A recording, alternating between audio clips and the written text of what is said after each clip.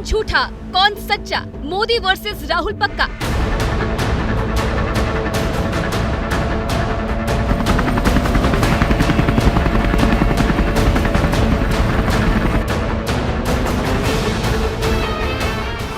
हजारों किलोमीटर जमीन हिंदुस्तान की चाइना ने हमसे छीनी है। मुझे समझ में नहीं आता है कि राहुल गांधी जी को बार बार चीन की बातों पर इतना प्यार क्यों उमड़ आता है। बिहार में बेरोजगार मेला, नीतीश खेल रहे 24 का खेला।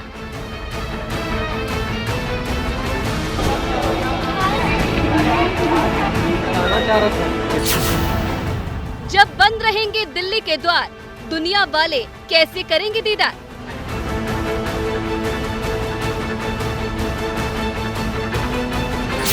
अमर मणि की रिहाई चुनाव वोट पर क्यों आई।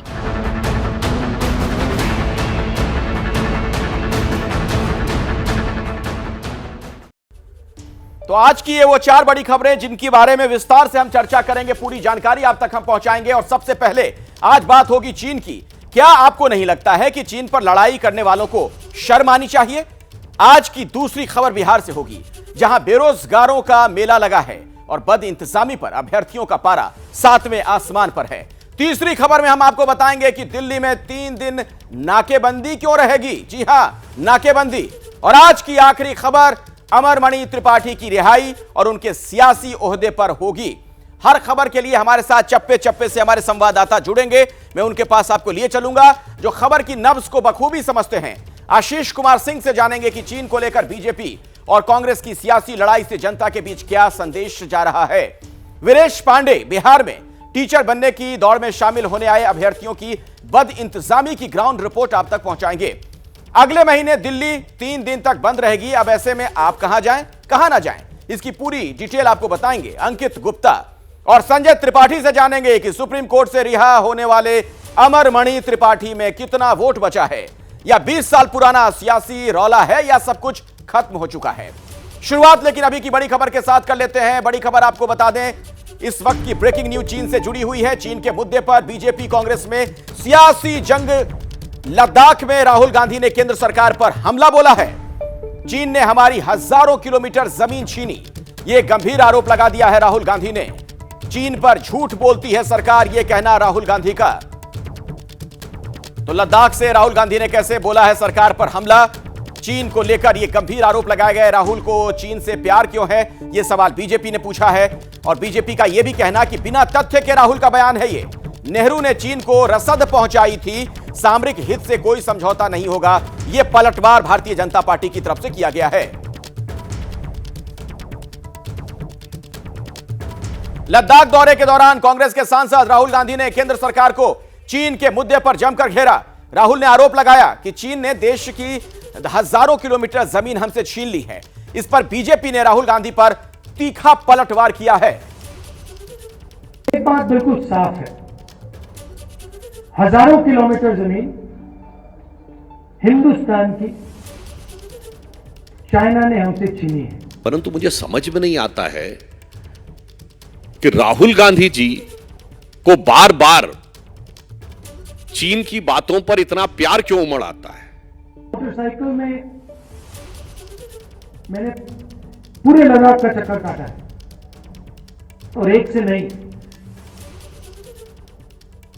अनेक लिबरल से मैंने पूछा। वो आकर ये कहते हैं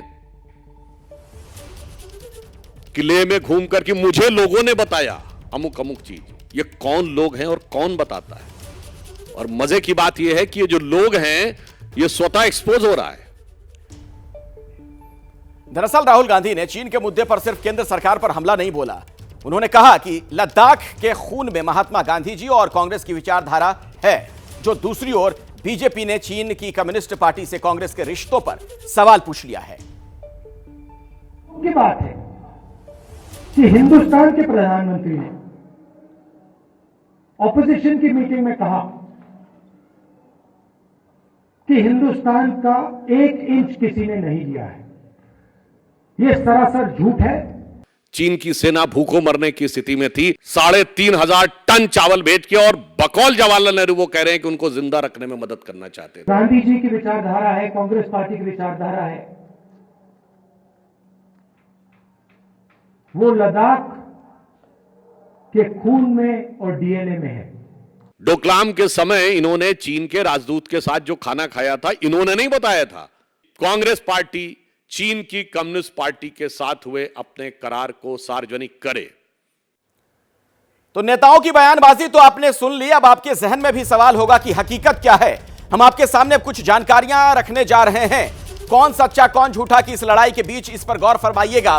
3 सेक्टरों में दरअसल बटी हुई है भारत और चीन की सीमा की बात की जाए। ये देखिए, ये देख रहे हैं पश्चिमी क्षेत्र लद्दाख, मध्य क्षेत्र हिमाचल, उत्तराखंड, ये 2 क्षेत्रों का हमने आपसे जिक्र किया। इसके अलावा ये देखिए पूर्वी क्षेत्र जो है, यहां पर आप देख रहे हैं नक्शे पर भारत का जो ये मानचित्र है, अरुणाचल और सिक्किम।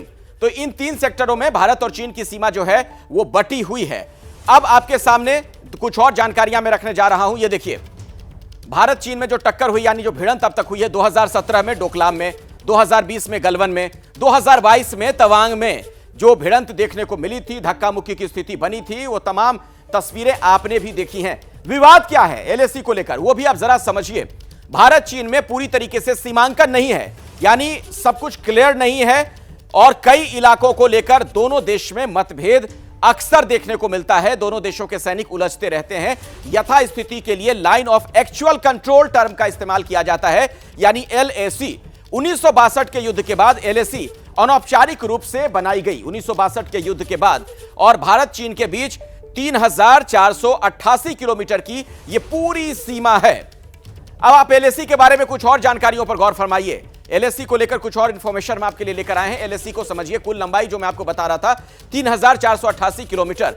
हिमाचल से लगा जो बॉर्डर है 200 किलोमीटर का, यह पूरा दायरा इसका। लद्दाख से लगा जो बॉर्डर है 1597 किलोमीटर। उत्तराखंड से जो सीमा लगती है 345 किलोमीटर। सिक्किम से लगा बॉर्डर 220 किलोमीटर है, जबकि अरुणाचल प्रदेश से 1126 किलोमीटर की यह पूरी सीमा लगती है, और इसे लेकर अक्सर विवाद भी होता रहता है। वो तस्वीरें अक्सर आपने देखी हैं, और राजनीति में खासतौर पर पिछले दिनों में आपने देखा है कैसे इन चीजों का इस्तेमाल किया गया है। मैं सीधे आपको लिए चलता हूं, हमारे साथ हमारे सहयोगी आशीष कुमार सिंह भी मौजूद हैं। आशीष, देखिए, ये जो नेताओं की हम देख रहे हैं कि जुबानी जंग देखने को मिल रही है इतने संवेदनशील मुद्दे पर, इससे संदेश क्या जाएगा जनता के बीच, पब्लिक के बीच क्या मैसेज जा रहा है? नहीं, देखिए, इसका निश्चित तौर पर कोई सकारात्मक संदेश नहीं जाएगा, और कहीं ना कहीं इस बात को फैक्टर इन करना चाहिए सिर्फ राहुल गांधी ही नहीं, तमाम जितने भी पॉलिटिकल लीडर्स हैं। ऐसा मेरा मानना है कि क्योंकि डिप्लोमेटिकली भी इस मसले को मैं लंबे समय से बहुत क्लोजली देख रहा हूँ अखिलेश, की हु इज़ द इंट्रूडर, आखिर टेरिटोरियल इंटेग्रिटी का उल्लंघन कौन करता है? बार बार चीन करता है। आप इस बात को भली भांति जानते हैं। वो घुसा है नहीं घुसा है वो अलग विवाद है, उसमें से कई पर निगोशिएट करके पैंगोंग झील जहां पर आप गए थे, जहां पर अपने स्वर्गीय पिता late prime minister Rajiv Gandhi की पुण्यतिथि पर, माफ़ कीजिएगा जन्मतिथि पर, आपने वहां पर एक कार्यक्रम किया, वो आखिर उसको भी तो निगोशिएट करके खाली करवा लिया गया था। तो ऐसे दो, अभी ये बात सही है, ये बात बिल्कुल सही है कि चाहे देपसोंग हो चाहे देमचौक हो, वहाँ पर अभी भी डीमिलिटाइजेशन नहीं हुआ है, अभी भी उसको लेकर के नेगोशिएशंस चल रहे हैं। लेकिन आपको इस बात का ध्यान रखना चाहिए, क्योंकि इसका संदेश ठीक नहीं जाता कि आखिर ये ट्रांसग्रेशन करता कौन है? चीन करता है, भारत तो नहीं करता है। और हमारे वीर फौजी वहाँ पर खड़े रहते हैं, जिन्होंने अभी जब गलवान में डिस्प्यूट हुआ था, जब इतना सिवियर सेमी वॉर सा सिचुएशन हो गया था, कितने वीर जवानों ने जान गंवाई है। इसलिए कुछ भी बोलने से पहले ये सोचना चाहिए कि आखिर भारतीय सेना जो है इसको किस तरह से मुंहतोड़ जवाब देती है, कैसे भारत का जो हमारी जो ज़मीन है उसकी सुरक्षा करती है। इस बात को निगेट नहीं किया जा सकता कि नेगोशिएशंस लगातार चल रही है। स्पेशल रिप्रेजेंटेटिव्स का एसआर मैकेनिज्म जिसको कहा जाता है भारत और चीन के बीच में, अखिलेश, वो इन प्लेस है, वो अपना काम रेगुलरली कर रहा है, जिसमें नेशनल सिक्योरिटी एडवाइजर उनके काउंटर पार्ट से बात करते हैं।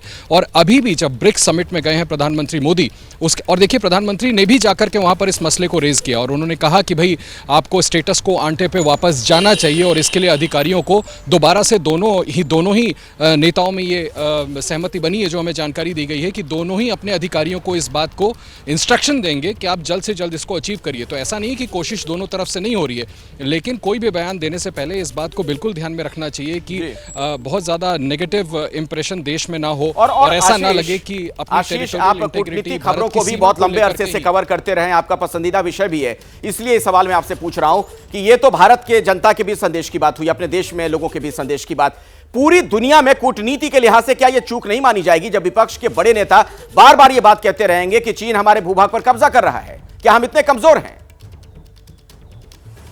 ठीक है, मैं तो आपकी बात से टोटल अग्री करता हूं। जैसा मैंने पहले कहा कि डिप्लोमेटिकली भी अगर मैं इसको फैक्टर इन करूं तो चाइना पूरी तरह से आइसोलेटेड है इन मामलों को लेकर के। चाहे अमेरिका हो, चाहे दूसरे तमाम बड़े नेशंस हों, ये भली भांति जानते हैं कि जो एक्सपेंशनिस्ट पॉलिसी है चाइना की, वो बहुत खतरनाक है। अपने रीजन में अपने आप को इम्पोज करने के लिए बार बार दूसरों के सरहदों में घुसने की कोशिश करना, ये तो भला हो इंडियन आर्मी का जो उनको इस मकसद में, उनके इन मंसूबों में कामयाब नहीं होने देती। ऐसी सूरत में पूरे वर्ल्ड ऑर्डर में चाइना पहले से इसको लेकर के बदनाम है, आइसोलेटेड है। ऐसे में अगर देश के प्रिंसिपल ऑपोजिशन पार्टी के सबसे बड़े नेता बार बार कंडेम करेंगे अपनी ही गवर्नमेंट को कि आपके रहते हुए हम सरेंडर करते जा रहे हैं या चीन अंदर घुसता जा रहा है, भाई सच्ची बात भी आपको सामने रखनी पड़ेगी कि वो घुसे थे, झगड़ा हुआ था, लड़ाई बढ़ी थी, उसके बाद निगोशिएट करके अपने कई पॉइंट्स को हमने क्लियर करा लिया। एक आध पॉइंट्स जो है मसले के, उनको अभी सॉल्व करने की कोशिश चल रही है। विश्लेषण के लिए बहुत बहुत धन्यवाद आशीष आपका, आप हमारे साथ जुड़े रहिएगा। एक बार फिर से आपका स्वागत है और अभी की बड़ी खबर आपको बता दें, बिहार में शिक्षक भर्ती परीक्षा में बदइंतजामी देखने को मिली है। लाखों परीक्षार्थियों को रहने खाने में समस्या हो रही है। देखिए क्या स्थिति है। 3 दिनों तक शिक्षक भर्ती परीक्षा का आयोजन किया गया है। छात्रों ने कहा आसपास परीक्षा सेंटर क्यों नहीं, और डिप्टी सीएम तेजस्वी पर भड़के तमाम परीक्षार्थी। पटना में बदइंतजामी पर सवाल उठाए गए। कल भी हमने आपको एक खबर दिखाई थी। छात्रों ने सरकार बदलने तक की बात कह दी गुस्से में। तेजस्वी यादव ने हालांकि कहा है कि हमने वादा पूरा किया। बिहार में शिक्षक भर्ती परीक्षा में शामिल होने अलग अलग जिलों से, दूर दराज से पहुंचे अभ्यर्थियों की क्या हालत है, वो इन तस्वीरों को देखकर आप समझ सकते हैं। ये तमाम तस्वीरें आप देखिए, जरा गौर से देखिए। सरकार की तरफ से जो दावे किए जा रहे हैं उनकी पोल खोलती ये तस्वीरें आप देखिए। यहां पर किस तरीके के इंतजामात हैं। क्या आप कहेंगे कि ये कोई व्यवस्था है? जहां तहां ये स्टूडेंट जो हैं सड़कों पर नजर आ रहे हैं, प्लेटफॉर्म पर सोते हुए दिख रहे हैं। पटना से लेकर सीवान, बेतिया, हाजीपुर, नालंदा, समस्तीपुर, हर जगह कमोबेश एक जैसे हालात हैं। अब आपको बिहार के मुख्यमंत्री नीतीश कुमार और उप मुख्यमंत्री तेजस्वी यादव के शिक्षक भर्ती परीक्षा के इंतजामों को लेकर दावों को भी सुनना चाहिए कि किस तरह से दोनों नेता भर्ती परीक्षा में व्यवस्था दुरुस्त होने की बात कह रहे थे। शिक्षक का बहुत अच्छा बहाली हो रहा है। देख लीजिए, हम तो 15 तारीख को भी कुछ घोषणा किए है ना, तो हम तो सब न करेंगे, सबके हित में न काम करेंगे जी, खूब से, ताकि पढ़ाई खूब हो और बच्चे बच्चियों की पढ़ाई ठीक हो जाए। इसके लिए तो हम लोग चाहते हैं। देश में अगर सबसे ज्यादा सरकारी नौकरी की बहाली अगर निकाली जा रही है तो वो बिहार स्टेट है। बदइंतजामी पर किसी ने कुछ कहा ही नहीं। अब बिहार में भर्ती परीक्षा देने पहुंचे अभ्यर्थियों की बात सुनिए, जो प्रदेश के हुक्मरानों को आईना दिखाने का काम कर रहे हैं। अन्य राज्यों में हम लोगों को ये अधिकार नहीं प्राप्त है जो अन्य राज्यों को यहाँ प्राप्त हुआ है। इस बार बड़ी समस्या है, इसे बिहारियों का हक मारा जा रहा है। बहुत परेशानी हो रही है। एक तो रहने के लिए होटल इतना महंगा होगा, हर चीज मतलब प्रॉब्लम ही प्रॉब्लम है। यहाँ पे रहने का कहीं व्यवस्था नहीं है। होटल में जाइए तो 2000 रुपया मांग रहा है सब। लोकल सेंटर देना चाहिए था। इतना दूर दूर से हम लोग आ रहे हैं और लोकल सेंटर रहता तो हम लोग को परेशानी नहीं ना होता। बारिश का समय है। सबसे बड़ी परेशानी है जो हम लोग बीपीएससी क्यों दे रहे हैं। जब सरकार ने जब कहा था जो एसटीटी जो उतना ही क्वालिफाई करेंगे जिनको हमको नौकरी देना है, तो फिर हमको क्यों देना पड़ा? हम लोग क्यों बार बार एग्जाम दे रहे हैं?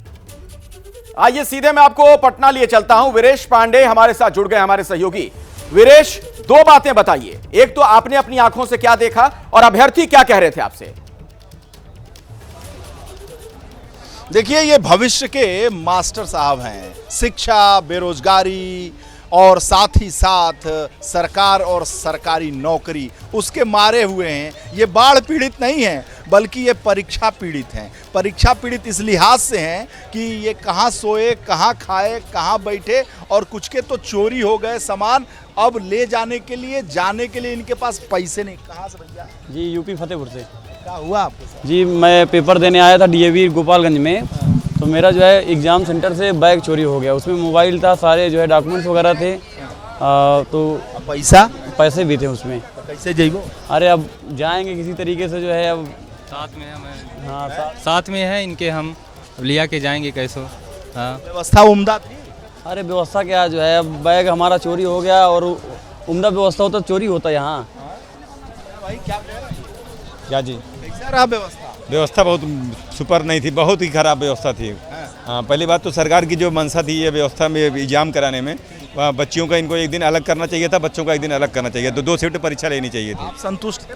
बिल्कुल नहीं, क्योंकि भाई क्योंकि अगर एग्जाम यहाँ पे हो रहा है, कम से कम गवर्नमेंट को कुछ इन फैसिलिटी छात्रों की पीड़ा बहुत बड़ी है, इनकी पूरी बात दर्शकों तक पहुंचनी चाहिए। बिहार में शिक्षकों की भर्ती के लिए जो परीक्षाएं हो रही हैं, किस तरीके की बद इंतजामी वहां पर नजर आ रही है, सीधे छात्रों से ही जानते हैं वहां पर क्या हालात हैं, क्या स्थिति है। हमारे सहयोगी वीरेश पांडे वहां पर मौजूद हैं, जो कि उन लोगों से बातचीत करेंगे। वीरेश, ये बताओ भाई, बहुत समस्या बता रहे थे, बहुत तकलीफ बता रहे थे, अब बताओ दर्शक। देखिए, हम लोग परसों से यहाँ पे आए हुए हैं। यहाँ पे हम लोगों को रूम भी कोई अवेलेबल नहीं हो पा रहा है। 500-600 रुपये का रूम हम लोग को 2500 से नीचे का बताया नहीं जा रहा है। सरकार को चाहिए था, यहाँ पे इतना जगह खाली है, डॉर्मेट्री टाइप का 500-600 बेड बना दिया होता, सभी छात्र ले लिए होते बढ़िया से। ऊपर से हम लोग एग्जाम देने गए हैं, वहाँ पे कोई भी अपना बैग रखने का सामान नहीं, सब अपना देखना पड़ता है, चाहे कहीं भी रख दिया। और हमारे भाई इसका बैग भी चोरी हो गया है, तो बता रहा था, सारा पैसा भी गायब, सब कुछ गायब हो गया, कोई भी सुविधा यहाँ पे नहीं मिला है। तेजस्वी और नीतीश जी देख रहे हैं तुम्हारी बात। हाँ, उनको समझना चाहिए कि सारा इतना यूपी राजस्थान में हर जगह से आया है, तो खाली बिहार हमारा, तो हम लोग तो आउटसाइडर हैं। चलिए, लोकल का भी बच्चा बहुत परेशान है, जो यहाँ पे लोकल के पड़ोस से आया है 30-30 किलोमीटर की दूर से, छपरा गोपालगंज से, वो भी काफ़ी परेशान हुआ है, कोई भी सुविधा नहीं दिया गया। बहुत परेशान हो। कहा भैया? हाँ, यहाँ पे बहुत परेशानी हुई आने के बाद। स्टेशन पे ना तो रहने की सुविधा था और ना ही शौचालय की सुविधा थी। हम लोग को स्टेशन तो देख लीजिए, मैं आनंद आपको बता रहा हूँ, ये स्टेशन का हाल है और ये लग रहा है कि हर जगह केवल स्टूडेंट विद्यार्थी बाढ़ पीड़ित नहीं बल्कि ये परीक्षा पीड़ित हैं, बड़ी संख्या है। अंदर तक ले जाना थोड़ा मना है, लेकिन देख लीजिए कैमरे पर क्या स्थिति है। हर जगह आपको परीक्षार्थी और परीक्षार्थी की स्थिति साफ आपको दिखाई पड़ेगी। ये केवल यहाँ का हाल नहीं बल्कि पूरे बिहार का हाल है, जहाँ जहाँ परीक्षा के केंद्र बनाए गए हैं। ये बहुत व्यथित और पीड़ित हमें दिखाई दे रहे थे और बहुत ही टेक्निकल बात कर रहे थे जो मुझे नहीं समझ में आ रही। बताओ भैया। सर, हम ये कहना चाहते हैं कि ये परीक्षा जो इतनी अफरा तफरी में हुई है कि इसमें जितने भी स्टूडेंट हैं, कोई भी मतलब ये इस बात के लिए गफलत में था कि परीक्षा होगी भी कि नहीं भी होगी, और डेली एक नोटिस दे रहे हैं। आप माननीय अध्यक्ष हैं, आपको ये समझना चाहिए, IAS रिटायर हुए हैं आप, तो आपको ये समझना चाहिए कि मतलब कि क्या करना है खुद ही इनको नहीं पता है। इतने दिन से मुख्यमंत्री वो न समझ रहे हैं। नहीं, मुख्यमंत्री की बात हम नहीं कर रहे, नीतीश सरकार का तो भला हो, कम में वैकेंसी दिया, पूरे भारत को एलिजिबल किया, लेकिन मौके के साथ साथ मोहलत भी तो देना चाहिए। गोंडा से आए।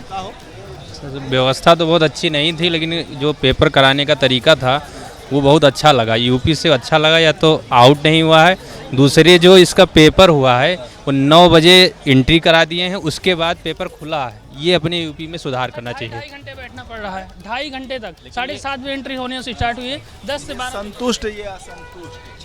छुट्टी के बाद भी आधे घंटे तक बैठना पड़ा क्योंकि फिंगरप्रिंट में असुविधा हो रही थी।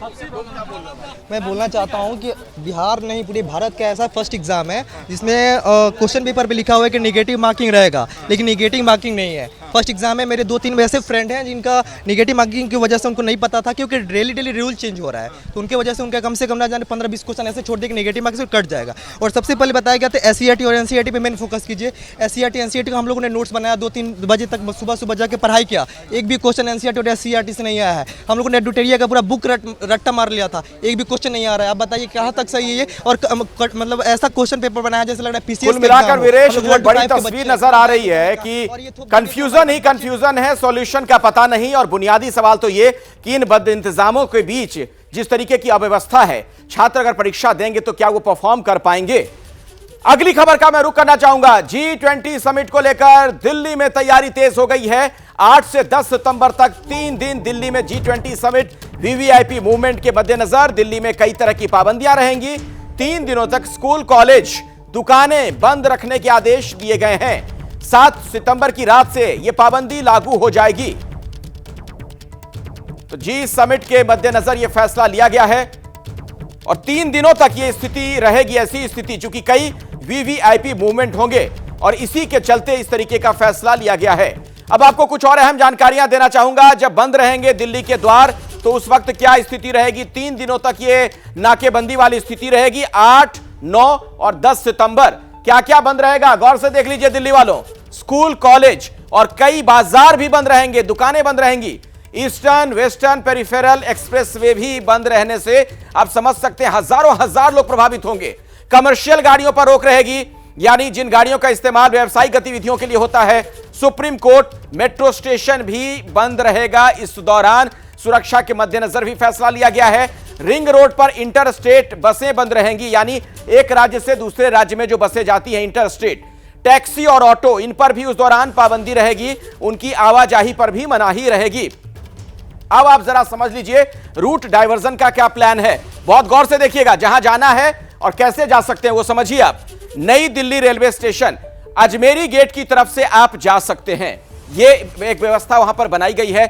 इसके अलावा पुरानी दिल्ली रेलवे स्टेशन की बात की जाए तो श्यामा प्रसाद मुखर्जी जो रोड है उधर से वहां पर आप जा सकते हैं। ये डायवर्जन जो तमाम किया गया उसके बारे में मैं आपको बता रहा हूं। शांतिवन चौक की बात की जाए तो वहां आप गीता कॉलोनी की ओर से जा सकते हैं, ये जो रास्ता है इधर से आप जा सकते हैं। आईटीओ की अगर बात की जाए, दिल्ली का जो सबसे बड़ा चौराहा, मुख्य चौराहा माना जाता है, विकास मार्ग होते हुए वहां पहुंचा जा सकता है। कई रूट डाइवर्ट किए गए हैं। राजघाट चौक की बात की जाए तो जवाहरलाल नेहरू रोड से यहां जाया जा सकता है। ये जो डाइवर्जन है इसके बारे में आप समझिए, क्योंकि इन दिनों में अगर कहीं आपको कहीं आना जाना हुआ तो आपके लिए जरूरी जानकारी है। गुरु नानक चौक, मिंटो रोड से जाया जा सकता है। कुछ रास्ते जो बदले गए हैं और कौन कौन से रूट बंद रहेंगे ये तो बहुत गौर से आप देख लीजिए, कहीं ऐसा ना हो कि उधर आप जाएं और फंस जाएं। समझिए कौन कौन से रूट बंद रहेंगे दिल्ली में, देश की राजधानी दिल्ली जहां पर देश भर के लोग आते हैं।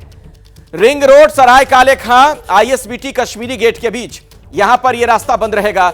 राजघाट, जवाहरलाल नेहरू रोड और राजघाट चौक, रामलीला मैदान और अजमेरी गेट क्रॉसिंग, यहां से यहां तक जाने का रास्ता बंद रहेगा। ये देखिए जो क्रॉस आपको निशान देख रहे हैं। इसके अलावा नेताजी सुभाष मार्ग से दिल्ली गेट और लाल किला क्रॉसिंग, इधर जाने का रास्ता भी बंद किया गया है। कई दरअसल उस दौरान वीवीआईपी मूवमेंट्स होने हैं। निषाद राजमार्ग, शांतिवन, नेताजी सुभाष मार्ग क्रॉसिंग जो है, ये देखिए ये रास्ता भी यहां पर बंद रहेगा। ये आप क्रॉस का निशान जो आप देख रहे हैं। इसी खबर पर कुछ और विस्तार से आपको जानकारी देंगे हमारे सहयोगी अंकित गुप्ता। अंकित, क्या वाकई जरूरी था कि इतना कुछ बंद कर दिया जाए? इस पर लोगों की क्या प्रतिक्रिया है, क्या जानकारी और मिल रही है? अखिलेश, निश्चित तौर पर जरूरी था। क्यों जरूरी था, जिसका आप जिक्र कर रहे हैं कि दिल्ली एक तरीके से 3 दिनों के लिए, खास तौर पर जहां इस वक्त मैं मौजूद हूं, ये वो इलाका है जो कि लुटियन दिल्ली का है, जो जहां से प्रगति मैदान करीब है, जहां से संसद करीब है, राष्ट्रपति भवन करीब है। और यहां पर जहां पर मैं मौजूद हूं, यहां पर दिल्ली के जो 3-4 बड़े जो होटल्स हैं वो यहां पर मौजूद हैं। और जैसी जानकारी निकल के सामने आ रही है कि जब G20 के लिए जो विश्व स्तर के जो नेता हैं, 20 देशों के जो नेता है, वो जब यहां पर पहुंचेंगे तो वो जो 3-4 बड़े होटल से यहां पर तो रहेंगे ही, लेकिन इसके अलावा जो नाम निकल के सामने आ रहे हैं, मौर्या शेरेटन होटल का, उसके अलावा ताज का नाम निकल के सामने आ रहा है, गुड़गांव के 2 होटल्स का नाम सामने आ रहा है, साकेत के होटल का नाम सामने आ रहा है। यानी कि ऐसा नहीं है कि सिर्फ यहां लुटियन दिल्ली में, बल्कि जो दिल्ली के आसपास के इलाके हैं, फिर चाहे वो गुड़गांव हो या फिर दक्षिण दिल्ली के होटल्स की बात की जाए, इन इलाकों के लोग एक बात और कह रहे हैं कि जब आप इन इलाकों को बंद कर देंगे तो असली दिल्ली देखेंगे कैसे हमारे मेहमान?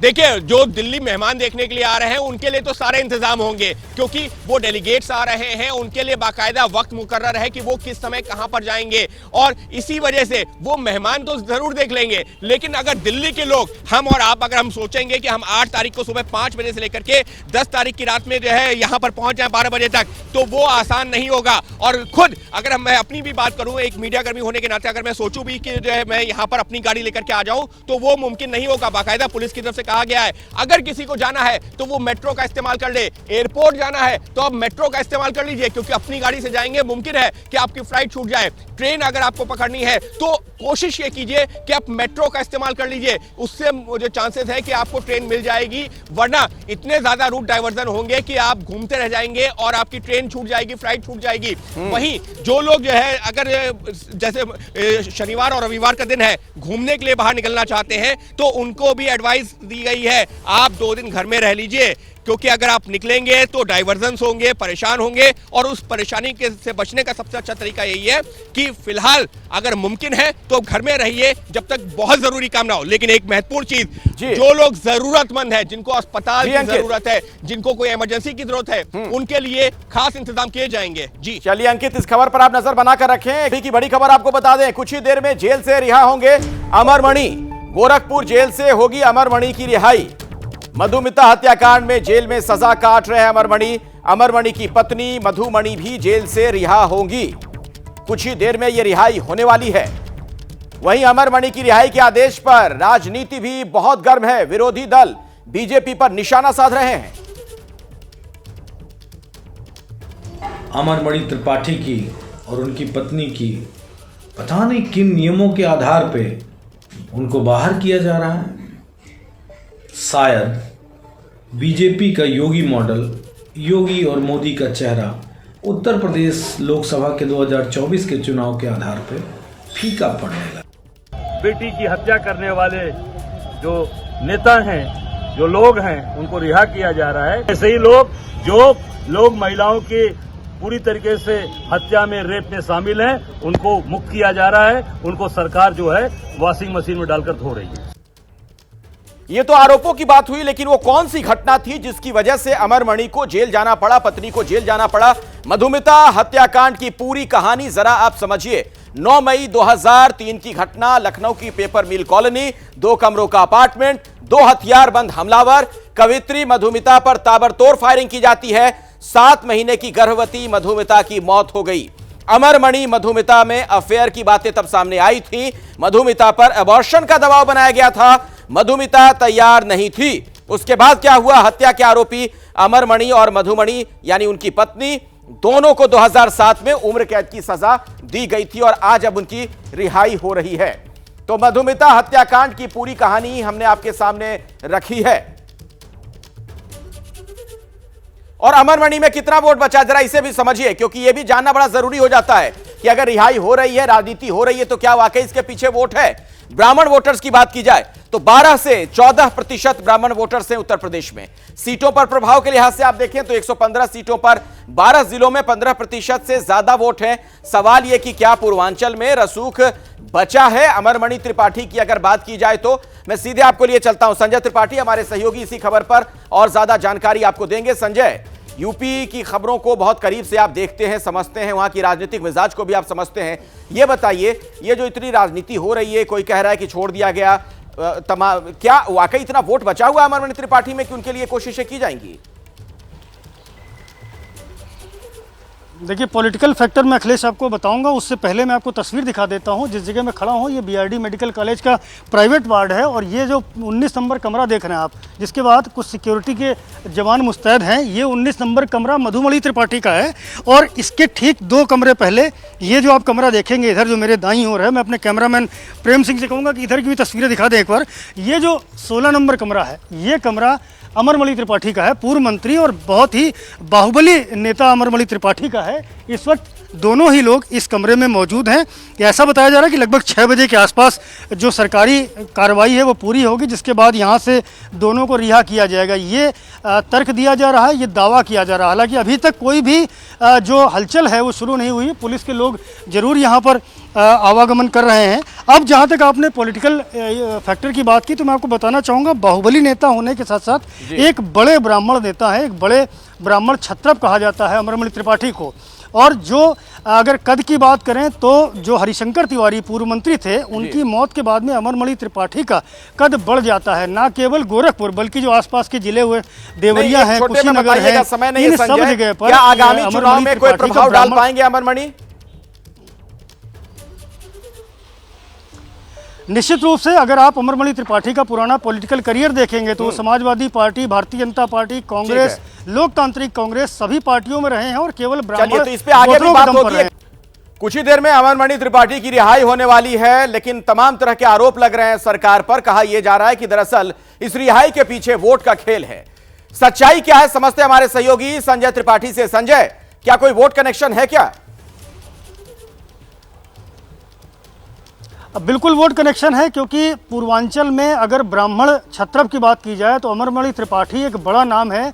और हरिशंकर तिवारी की मृत्यु के बाद में अमरमणि त्रिपाठी का जो पहले से ही ब्राह्मण वोटरों पर अच्छा खासा होल्ड रहा है, वो निश्चित रूप से जिस भी दल के साथ वो जुड़ेंगे, अभी कह नहीं सकते कि किसके साथ जाएंगे, क्या करेंगे, लेकिन जिस भी दल के साथ वो जाएंगे निश्चित रूप से ब्राह्मण वोटरों को उस ओर डाइवर्ट करने में मददगार साबित होंगे। और अखिलेश, इसी बीच में एक बड़ी खबर आ रही, वो भी आपको बता दूं कि 25-25 लाख रुपए के 2 बॉन्ड लगेंगे, 2 जमानत लगेंगी 25-25 लाख रुपए की, जिनको लगाने के बाद ही अमरमणि त्रिपाठी और मधुमणि त्रिपाठी यहाँ से रिहा होंगे और उसकी जो औपचारिकता है वो समाज कल्याण अधिकारी के साथ में मिलकर पूरी की जा रही हैं। तो बहरहाल अब कुछ ही वक्त बचा हुआ है, थोड़ा सा ही वक्त बचा हुआ है, जब अमरमणि त्रिपाठी और मधुमणि त्रिपाठी के लिए जो आवश्यक औपचारिकताएं हैं वो पूरी हो जाएंगी और उसके बाद बीआरडी मेडिकल कॉलेज के इसी प्राइवेट वार्ड पर जहां सुरक्षाकर्मी कोने कोने पर मुस्तैद हैं, तैनात है, वहीं से इनको रिहा करने की कार्रवाई की जाएगी। तो अभी तक की सबसे बड़ी जो खबर आ रही है वो यही आ रही है कि 25-25 लाख रुपए के तो जो 2 बॉन्ड हैं